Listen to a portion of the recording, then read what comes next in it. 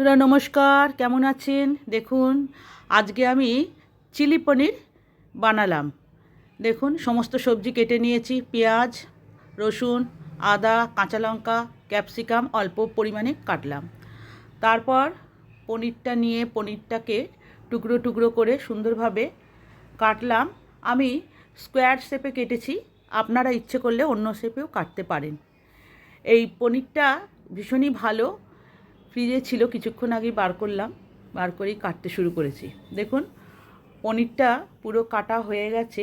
এরপরে আমি অল্প পরিমাণ নুন আর তারপরে 2 চামচ কর্নফ্লাওয়ার আর অল্প পরিমাণ তার সাথে চিলি পাউডার দিয়ে দিলাম, আর সামান্য একটু হলুদও দিয়ে দিয়েছি।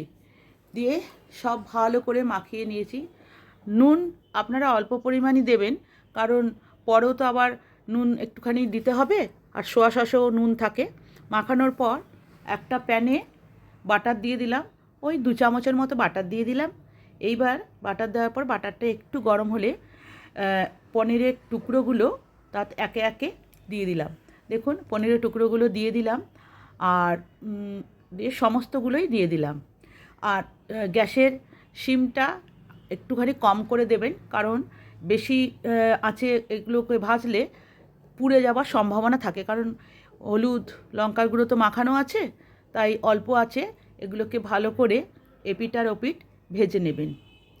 আজকে পনির খাবার জন্য আমার ভাইজির ডিমান্ড ছিল, ওর জন্যই তাড়াতাড়ি আমি পনির বানাতে শুরু করলাম। ও আমার হাতে ওই চিলি পনির খেতে খুব পছন্দ করে আর ভালোবাসে, তাই ওর জন্য আজকে চিলি পনির বানাতে শুরু করলাম। দেখুন, পনিরগুলো খুব সুন্দর করে এপিঠ আর ওপিঠ ভেজে নিতে হবে। আমি উল্টে পাল্টে ভালো করে পনিরগুলোকে ভেজে নিচ্ছি। আর ভেজে নিলে একটুখানি ভালো করে লাল লাল করে ভেজে নিলে এটা একটু ক্রিস্পিও হবে, আর স্বাদটাও খুব ভালো লাগবে। দেখুন, পনিরগুলো দেখতে কত সুন্দর লাগছে, দুপিঠে লাল লাল হয়ে গেছে।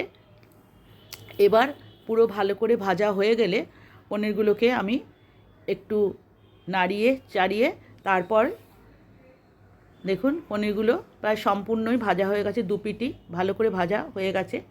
এবার পনিরটাকে আমি একটা বাটিতে ঢেলে রাখবো। দেখুন, পনিরগুলো খুব ভালো করে ভাজা হয়ে গেছে, দেখতেও খুব ভালো লাগছে। এবার একটা বাটির মধ্যে পনিরগুলো ঢেলে রাখলাম। দেখুন, সমস্ত পনিরটা বাটির মধ্যে ঢেলে রাখলাম।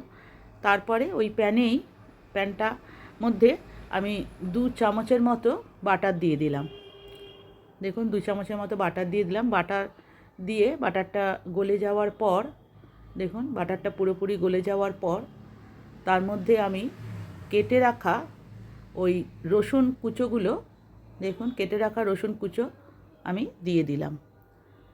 রসুন কুচো দিয়ে হালকা হাতে ভালো করে নাড়াচাড়া করতে হবে।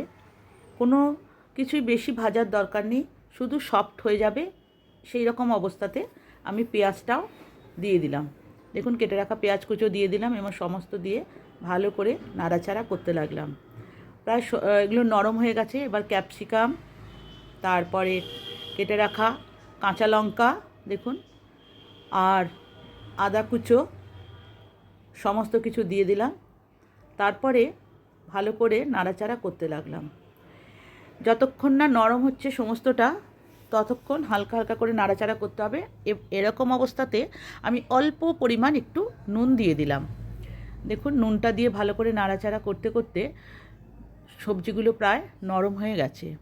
এবার এর মধ্যে আমি 2 টেবিল চামচ পরিমাণ সোয়া সস দিয়ে দিলাম। তারপরে ওটাকে নাড়াচাড়া করলাম। তারপরে আমি ওখানে 2 টেবিল চামচ পরিমাণ টমেটো সসও দিয়ে দিলাম। এটা দেওয়ার পরে অল্প পরিমাণ জলও দিয়ে দিলাম, যাতে সমস্ত সবজিটা ভালো করে মাখা মাখা হয়ে যায়। দেখুন, এরপরে আমি এর মধ্যে ভাজা পনিরের টুকরোগুলো ঢেলে দিলাম, দিয়ে ভালো করে হালকা হাতে নাড়াচাড়া করলাম, কারণ খুব ভালো করে ধীরে ধীরে নাড়াচাড়া করতে হবে, নাহলে পনিরের টুকরোগুলো ভেঙে যাওয়ার সম্ভাবনা আছে। এবার এর মধ্যে একটা বাটিতে গুলে রাখা কর্নফ্লাওয়ারটা ঢেলে দিলাম। দেখুন, কর্নফ্লাওয়ারে ঢেলে দিলাম। কর্নফ্লাওয়ারটা ঢেলে দেওয়ার পর প্রায় শুকনো শুকনো হয়ে গেছে। অনেকে আবার একটু শুকনো শুকনো ড্রাই ড্রাই চিলি পনির পছন্দ করে, আবার অনেকে একটু রসা রসা পছন্দ করে। আমি একটু রসা করার জন্য অল্প হাফ কাপ পরিমাণ জল দিলাম, ওই একটু যেন গ্রেভি গ্রেভি হয়। দেখুন জল দিয়ে দিচ্ছি। এবার আমি ওটাকে ঢেলে রাখলাম বাটির মধ্যে। কত সুন্দর দেখতে লাগছে। বন্ধুরা, কেমন লাগলো আপনাদের জানাবেন, আর আপনাদের পছন্দ হলে কমেন্ট করবেন, একবার বানিয়ে দেখবেন। দেখুন কত সুন্দর লাগছে। আর আমার চ্যানেল লগ্নাস ওয়ার্ল্ড, এটাকে সাবস্ক্রাইব করবেন। আর এর মধ্যে খানিকটা সাদা তিলও আমি দিয়ে দিয়েছি, যাতে দেখতে আরও সুন্দর লাগে। দেখুন আপনাদের কমেন্ট আমাকে উৎসাহ যোগাবে আরও নতুন নতুন রেসিপি বানাতে।